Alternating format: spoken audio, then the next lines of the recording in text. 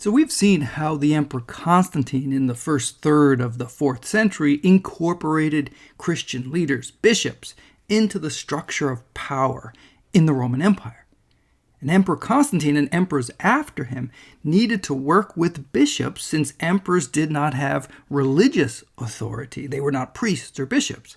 And since bishops were now in this protected category and wielded great wealth and status and influence, bishops could only be tried by peers, not the emperor. Decisions of bishops through ecumenical councils were enforced by the emperor as law. They could serve as judges, as ambassadors of state, but they couldn't be legally tortured or executed, only deposed or exiled, as we have seen, and they could challenge emperors. So let me offer the example of Athanasius of Alexandria, one of the most important bishops and religious leaders in the 4th century. Arguably, he's the most important. He played a central role in establishing Christian theological understanding. He was an opponent of Arian theology and wrote and worked against that.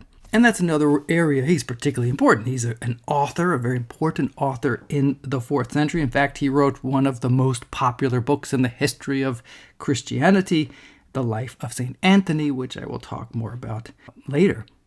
And he also was important for the establishment of the canon of the New Testament. So Christians had been working out what books were in the New Testament over the course of the centuries.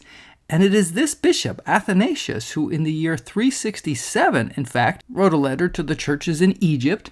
And in that letter, he lists the 27 books that are in the New Testament, and those 27 books are the books that we have today. And that's the first time we see that list. So he's a reflection of that development. When we think about the New Testament canon, we need to think about Athanasius of Alexandria. Now, as a young man, he accompanied his bishop to the Council of Nicaea in 325, the ecumenical council called by the Emperor Constantine. And Athanasius already was an advocate for orthodoxy and attacked Arian theology. So when the Bishop of Alexandria died, it was no surprise that Athanasius would become his successor. Now, the Bishop of Alexandria, which is one of the largest cities in the Mediterranean world, was a very important and influential position. If for no other reason, Alexandria was the port from which Egypt's grain passed to the Mediterranean and to Constantinople. That is, Alexandria controlled the feeding of Constantinople, and as in Rome, the emperor provided free grain for the people. Now, Constantine was no theologian, and he was influenced by the arguments of various Arian leading theologians around him who attacked Athanasius. They made claims against Athanasius. But the one claim that mattered to Emperor Constantine was that Athanasius might call the longshoremen out on strike. That is, they would not put the grain on the ship, and the grain would not get to Constantinople to feed the people. And this was the accusation that led Constantine to exile Athanasius to the west. But when Constantine died, his son and successor allowed Athanasius to return to Alexandria, where the people welcomed their bishop with great celebration as if he was a returning hero. But again, theological opponents drew accusations against him, and the Emperor Constantius was one of those emperors that leaned to the Arian theology, the son of Constantine. Because Athanasius would not give up, the emperor sent troops to install a new bishop, and Athanasius was able to escape, and he went in exile to Rome. There, what did he do? He secured the support of Western bishops, including the Bishop of Rome, to his theological position. But with Western support, including the support of the Western emperor, Constantius allowed Athanasius to return. And again, the people celebrated their return of their beloved bishop, and Athanasius would be there for a decade, again, working in favor of orthodoxy, winning the support of the people. But when the Western emperor died, and Constantius now controlled the entire empire here in the mid 4th century, again he focuses on this very loud voice of Athanasius of Alexandria. The emperor leans to this other theology, and he could not leave Athanasius in this position. So he sends a large contingent of troops to Alexandria, and they are to arrest Athanasius. But Athanasius is able to slip through their clutches. And where does he go? He slips into the desert of Egypt. And it took the imperial government 4 months to wrest control of churches from clergy who were loyal to Athanasius and his theological position and give them to his replacement, who never felt secure in the city, and sometimes he simply left Alexandria because he was worried that a mob would kill him. Now, when it was reported that the Emperor Constantius had died, what happens? Of course, the people killed this replacement bishop, and Athanasius is able to return to Alexandria. Now, let me just say, when Athanasius was in exile, one of the things that he did was he wrote. He wrote in defense of his theological position, and he writes a life of St. Anthony. He writes the first biography about a monk. And this is the beginning of Christian monasticism, and Athanasius's life of St. Anthony sets the model and what should be in such a biography. This is quickly translated from Greek, which he wrote, into Latin. This is one of the most influential texts of the first millennium of Christian history.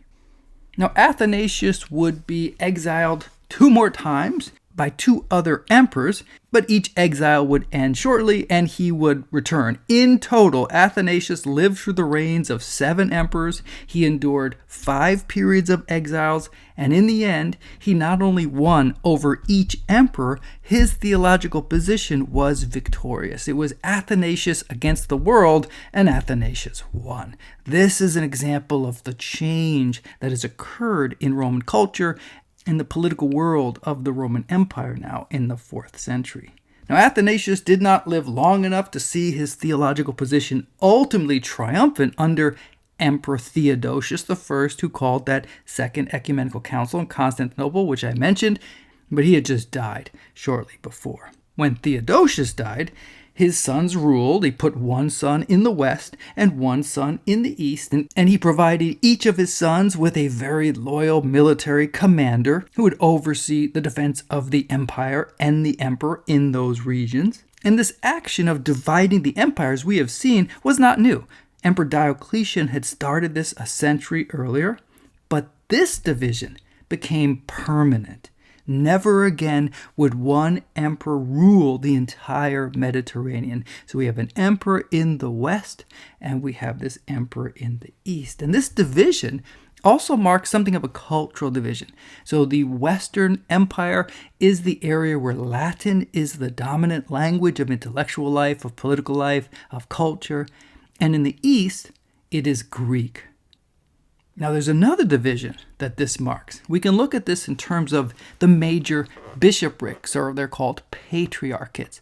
And we have only one city in the west with one of these patriarchs, and that is Rome. So Rome has the Bishop of Rome, the Pope, as the patriarch in the west. And if you look in the east, we have the Bishop of Constantinople and Antioch and Jerusalem and Alexandria. These are the patriarchs. So there are 5 of these great patriarchates. 4 of them are in the east, 1 in the west, and you can see how ultimately that is going to affect Western Christianity, which will promote the Bishop of Rome to a position of supremacy. Whereas in the East, they viewed all of the patriarchs working together as working in what they call a pentarchy, that this is the rule of 5, not the rule of 1. Now, this also plays out in a different way. There will be that continuing challenge of theology. How do they explain Christian doctrine? And the controversies will continue. We saw the Arian theological controversy. Then we'll have what we call Christological theological controversies over the nature of Jesus. Is he God? Is he human? Is he one nature? Is he 2 natures? How do we explain all of this? The 5th century will be marked by Christological controversy. And one of the challenges there is that patriarchs in the East, particularly Alexandria, will disagree with the theology of the Bishop of Rome. So we have this tension between East and West theologically, and which side will Constantinople support. So Constantinople is trying to keep the empire together, but the problem of theology persists and seems to be tearing it apart. Now let's look at another cultural change. We saw previously how those Christians who suffered and died under persecution were seen as the exemplars, as fully living out what it meant to be Christian, and they were celebrated as martyrs. But what would happen after Constantine, when the state no longer persecutes Christians? In fact, it promotes them. What would it mean to truly live out one's Christian faith? And this explains the emergence of monasticism here in the 4th century, the emergence and spread of this movement where Christians renounced property, renounced marriage, renounced all the basics of what it would mean to be a good Roman, to pursue the good life, the affluent life, a life of political success or economic success or social success. These individuals renounced all of that in order to pursue nothing but holiness. And this phenomenon begins here in Egypt, and Antony is credited as the beginning of this movement, although there is some doubt about whether he is the start of it or it's a wider phenomenon. In any case, Antony is a young man who renounced property and marriage, and he pursued holiness, heading off into the desert of Egypt. And this phenomenon takes off from Antony's beginning. And I mentioned that Athanasius writes the life of St. Antony, which is wildly popular. And he is an individual hermit, but he attracts many people coming to Antony looking for answers and looking to emulate his life. And soon we have monasteries popping up throughout Egypt. And we see this phenomenon in Athanasius' life of St. Antony, where he writes about this ascetic, the ascetic practices, giving up comforts of the body, pursuing nothing but holiness and prayer. And these individual monks were seen as holy men, even though they were not trained, they didn't go to school, they were not even priests. So this is a new phenomenon emerging here in this Christian culture of the 4th century. And this phenomenon then spreads beyond. So Athanasius writes the life, but we have others who come and visit the monks of Egypt, like John Cassian, and then will write about the experiences in Latin, spreading this movement beyond. And there is this phenomenon of the Desert Fathers and the sayings of the Desert Fathers that conveys the wisdom of these individuals. Again, this is now becoming part of Christian culture in the 4th century and following centuries. And then monasticism will spread. So it'll spread from Egypt, it'll spread across the Mediterranean. People like John Cassian will help to spread it to the west, and it will spread also widely in the east and then beyond the Mediterranean to become a permanent fixture in Christian culture. And we don't see something like this in classical culture. Renouncing marriage, renouncing physical pleasure, pursuing this ascetic lifestyle. Though this is one of the many ways we can contrast this Christian culture with what had previously occurred, thinking about notions of the body and sexuality and what it meant to be holy. Or where was authority? So again, we won't see classical statues like you see here on the image. That will certainly not be part of Christian culture, but the ascetic that never bathes, in fact, will be. And let me share two other markers of cultural change. And one is a 4th century ascetic, a monk, or we call her a nun. This is Egeria, and she's from the Western Mediterranean, and she travels in the later 4th century during the reign of Theodosius I. She travels to the Holy Land. So she goes on a pilgrimage from the Western Mediterranean to the Holy Land to see the sights in pursuit of holiness. And she writes about her experience. So think about this as an individual woman who has renounced marriage, pursuing holiness, and traveling across the Mediterranean to visit those sites. And she writes about her account, and that's why we have this pilgrimage of Egeria. We don't have an account of such a pilgrimage from the classical or pre-Christian Mediterranean world. And likewise, we have Macrina. Macrina is from Asia Minor, that is modern-day Turkey. She's from an elite family, and she was one of 10 children in the family, and 3 of her brothers became bishops and saints, and you can see the image of Macrina here holding an icon of her brothers. Another brother went into law, so the family's getting very affluent. Her father planned for Macrina to marry, but the man she was betrothed to died before their marriage, and she chose to remain unmarried for the rest of her life, viewing her true marriage to Christ, living as a celibate, a female monastic, pursuing a life of holiness and asceticism, and she acted as a tutor for her brothers, guiding them in the faith and into holiness. And her brother Gregory of Nyssa, he wrote a life of his sister after her death. And think about, in the terms of the classical world, did Augustus write a life of his sister Octavia? But here we have a reason for Gregory to pass on the memory of his sister, because she was living out this ideal Christian life as it was understood in this monastic context. So this phenomenon was something new in the culture of the Mediterranean world and offered a new option for women like Egeria, like Macrina, one that did not exist previously. And we see this as well in the imperial family.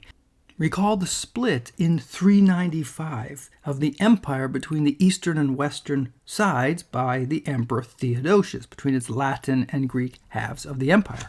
In 402, the Eastern Emperor died, and his son Theodosius II took the throne as a child. And he was mentored by his older sister Pulcheria, and she's seen here, who, like Macrina, chose to live in an unmarried state, like a monk, dedicated to holiness, but doing so in the imperial palace. And by doing this, she refused to become an instrument of imperial strategy, as we saw previously with, for example, Augustus and his sister Octavia, or his daughter Julia. As a dedicated virgin, there was a place for such in this culture of late antiquity, and her prayers were seen as protecting the empire. She was recognized as Augusta, as empress. Pulcheria was a patron of churches, and she was honored by the Bishop of Rome, who recognized her piety and her support for Christianity in the empire. And when her younger brother died, she was left as sole emperor. But she had no children, and Theodosius had no children, so the position needed to be fortified. So after much negotiation, she agreed to marry an official named Marcian, and Marcian swore to respect her oath of virginity, and so it was done. And together, the Emperor Marcian and the Empress Pulcheria summoned the Fourth Ecumenical Council to resolve a major theological controversy over the natures of Jesus, and this is the Council of Chalcedon in 451. Now, Pulcheria died shortly after, and she's commemorated as a saint in the Catholic and Orthodox churches. Contrast that with Octavia or Julia.